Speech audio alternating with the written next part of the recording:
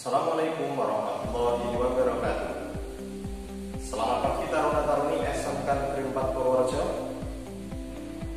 Bagaimana kabar kalian? Semoga semuanya senantiasa sehat selalu dan dalam keadaan baik-baik saja. Tetap stay di rumah, stay at home, jaga kesehatan, tetap pakai masker. Oke, sebelum kita mulai pembelajaran pada kesempatan pagi hari ini, marilah kita berdoa terlebih dahulu sesuai dengan agama dan keyakinan masing-masing. Berdoa mulai. A few moments later. Ya, selesai. Alhamdulillah pada kesempatan pagi hari ini kita dapat bertemu kembali, pastinya dalam keadaan sehat semuanya. Tetap semangat meskipun kita sudah lama tidak pernah bertemu. Kita tetap semangat untuk melaksanakan pembelajaran meskipun dengan menggunakan daring.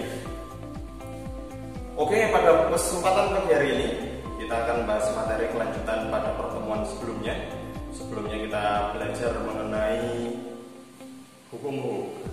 Sekarang kita akan belajar mengenai susunan tugas. Namun sebelum saya melaksanakan pembelajaran tentang susunan tugas, akan saya jelaskan terlebih dahulu tentang tujuan pembelajaran pada kesempatan hari ini. Tujuan pembelajarannya yang pertama yaitu siswa dapat merumuskan persamaan konstanta pegas untuk susunan pegas seri. Dan yang kedua, siswa diharapkan bisa merumuskan persamaan konstanta pegas untuk persamaan susunan pegas paralel. Oke, apakah kalian sudah siap untuk belajar materi ini? Ayo kita belajar. Pada pertemuan yang lalu kalian belajar tentang hukum. Ini masih ada kaitannya dengan hukum. Persamaan hukum juga sudah kalian ketahui, diantaranya adalah untuk mencari konstanta pegas atau K. Saat ini kita juga akan menggunakan persamaan hukum tersebut untuk menghitung nilai konstanta pegas pada rangkaian seri maupun paralel. Sebelum belajar tentang materi susunan pegas, silahkan pelajari video berikut ini.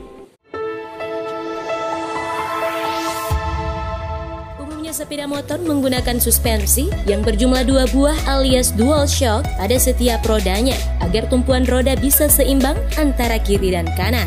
Namun, seiring berkembangnya teknologi, penggunaan 2 suspensi tersebut mulai tergeser dengan kehadiran 1 suspensi saja alias monoshock. Tiap manufaktur telah menetapkan beberapa lama atau berapa jauh monoshock dapat digunakan dan berfungsi dengan baik. Contohnya shock breaker dalam pemakaian normal hanya mampu bertahan sejauh jarak tempuh 20.000 km saja dan selebihnya harus dilakukan penggantian.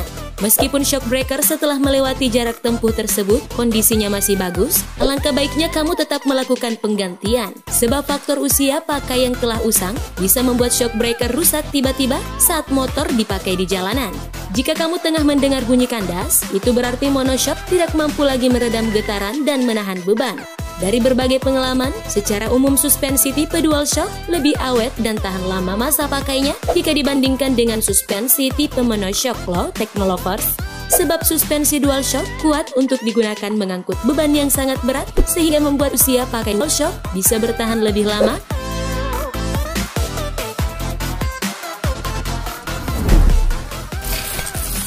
Kapasitas beban. Karena suspensi monoshock memiliki titik tumpuan hanya pada satu tempat saja, maka perlu adanya upaya agar selalu mengangkut beban yang tidak melebihi standar. Sebab bila melebihi angka yang sudah ditetapkan oleh pabrikannya, maka komponen peranti itu akan cepat aus atau rusak. Begitupun jika mengganti shock breaker sepeda motor dari yang semula dari dual shock menjadi monoshock, maka tindakan yang digunakan harus mengorbankan kemampuan motor yang semula kuat dipakai mengangkut beban berat seperti beras berkarung-karung menjadi hanya sebatas 2 orang penumpang dan sedikit barang bawaan saja. Jika terlalu sering mendapatkan beban yang berlebih, maka dampak pada shock breaker ini akan cepat rusak. Beda halnya dengan suspensi dual shock. Kemampuan redam yang dibagi dalam 2 suspensi ini justru membuat suspensi ini lebih cocok untuk kendaraan yang membawa beban berat. Itulah tadi perbandingan suspensi monoshock versus dual shock. Monoshock dan dual shock tentu memiliki kelebihan dan kekurangan masing-masing. Sampai jumpa di video selanjutnya. Bye!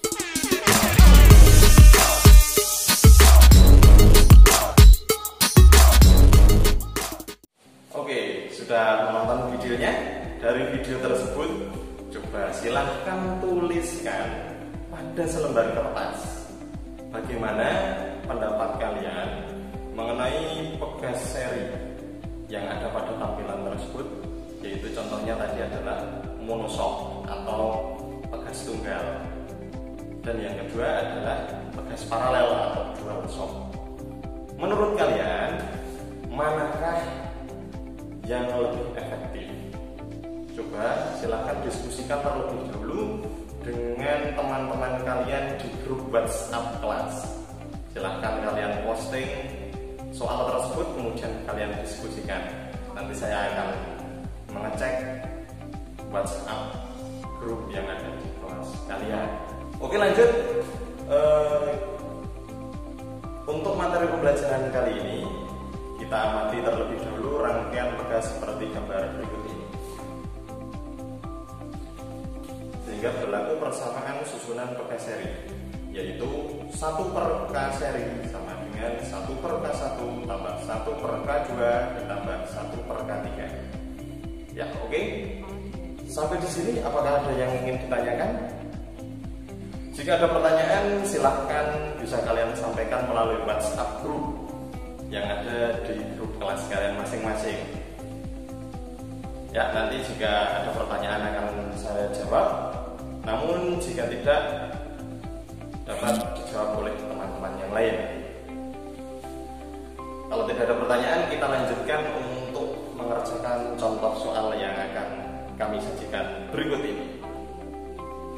Nah, pada gambar tersebut terdapat dua buah pegas yang nilai tetapan pegas atau konstanta pegasnya adalah 100 Nm/meter dan juga 300 Nm/meter. Dihubungkan secara seri dan diberikan gaya sebesar 30 Newton. Tentukan berapakah konstanta total atau K total pada susunan pegas tersebut, dan tentukan berapakah pertambahan pegas atau pertambahan panjang pegas X yang terjadi. Oke, dari sini berarti kita diminta untuk menentukan besarannya nilai K total dan pertambahan panjang pegas X. Dapat kita jawab, mula-mula kita tuliskan diketahui nilai K sama dengan 100 Nm/meter. Nilai K2 sama dengan 300 Nm/meter. Dan nilai F adalah 30 Newton.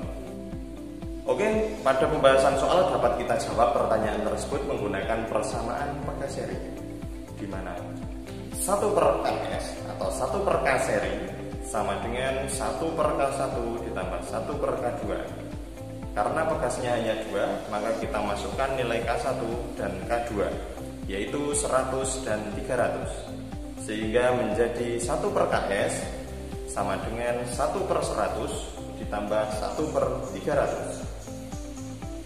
Selanjutnya kita samakan penyebutnya menjadi 1/Ks sama dengan 3/300 ditambah 1/300. Setelah menyamakan penyebutnya, kita jumlahkan persamaan tersebut sehingga menghasilkan nilai 1/Ks sama dengan 4/300. Untuk mendapatkan nilai Ks, kita balik persamaan tersebut.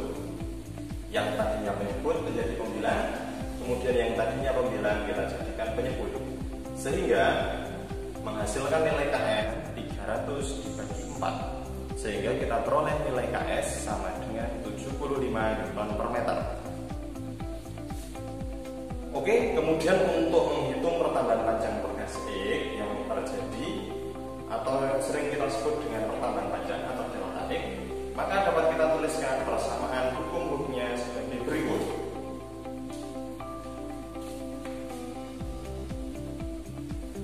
Yaitu kita masukkan nilai F yaitu 30 Newton dan nilai K total yang tadi telah kita dapatkan hasilnya yaitu 75 Nm/meter. Kemudian kita menghitung besarnya X atau delta X yaitu 30 dibagi 75, sehingga menghasilkan nilai pertambahan panjang 0,4 meter atau sama dengan 40 cm. Oke, sampai di sini apakah ada pertanyaan dari anak-anakku sekalian? Silahkan apabila ada pertanyaan bisa disampaikan di WhatsApp group. Untuk jawaban berikutnya akan saya jelaskan melalui WhatsApp group atau bisa melalui video pembelajaran ini. Bisa kalian ulang-ulang lagi sehingga kalian menjadi paham.